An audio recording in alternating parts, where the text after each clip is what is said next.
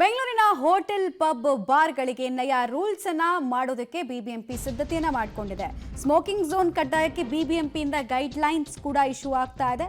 ಬೆಂಗಳೂರು ಬೃಹತ್ ಮಹಾನಗರ ಪಾಲಿಕೆಯಿಂದ ಹೊಸ ನಿಯಮಗಳು ಸ್ಮೋಕಿಂಗ್ ಝೋನ್ ವಿಚಾರದಲ್ಲಿ.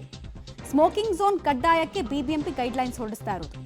ಧೂಮಪಾನ ಪ್ರದೇಶ ನಿಗದಿ ಮಾಡುವಂತೆ ಸೂಚನೆಯನ್ನ ಹೋಟೆಲ್, ಪಬ್, ಬಾರ್, ರೆಸ್ಟೋರೆಂಟ್ ಹಾಗೂ ಕಾಫಿ ಬಾರ್ಗಳಿಗೆ ಕೊಡಲಾಗಿದೆ. ಸೊ ಗೈಡ್ಲೈನ್ಸ್ ಹೇಗೆ ಅಂತ ಹೇಳಿದ್ರೆ 30 ಕೊಠಡಿಗಳಿಗಿಂತ ಮೇಲ್ಪಟ್ಟ ಹೋಟೆಲ್ ಮತ್ತು ಬಾರ್ ಮತ್ತು ರೆಸ್ಟೋರೆಂಟ್ನವರು ಸ್ಮೋಕಿಂಗ್ ಝೋನನ್ನು ಕಡ್ಡಾಯವಾಗಿ ಇಡಬೇಕಾಗತ್ತೆ. ಎಲ್ಲಿ ಅಂತ ಅದನ್ನು ನೋಟಿಫೈ ಮಾಡಬೇಕಾಗತ್ತೆ. ಪಬ್ಗಳಲ್ಲಿ 30 ಕುರ್ಚಿ ಇರುವಂತಹ ಜಾಗ ಇದ್ದರೆ ಅದು ಸೊ ಅಲ್ಲೂ ಕೂಡ ಅಷ್ಟೇ ಧೂಮಪಾನ ನಡೆಸೋದಕ್ಕೆ ಅಂತ ಹೇಳಿ ಒಂದು ಪ್ರದೇಶವನ್ನು ನಿಗದಿ ಮಾಡಬೇಕಾಗತ್ತೆ ಸ್ಮೋಕಿಂಗ್ ಝೋನು. ಫೋಟೋ ಸಹಿತ ಸ್ಮೋಕಿಂಗ್ ಝೋನ್ಗೆ ಪರವಾನಗಿಗೆ ಅರ್ಜಿಯನ್ನು ಕೂಡ ಹಾಕಬೇಕು ಅಂತ ಹೇಳಿದ್ದಾರೆ.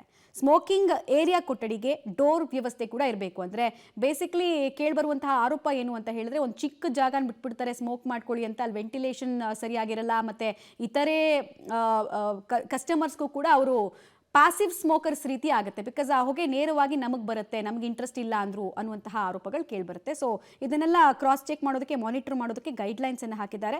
ಸ್ಮೋಕಿಂಗ್ ಝೋನ್ಗಳಲ್ಲಿ ಏರ್ ಫ್ಲೋ ಸಿಸ್ಟಮ್ ಇರಬೇಕು, ಇದನ್ನೆಲ್ಲ ತಡೆಗಟ್ಟೋ ನಿಟ್ಟಿನಲ್ಲಿ ಅಂತ ಹೇಳಲಾಗಿದೆ.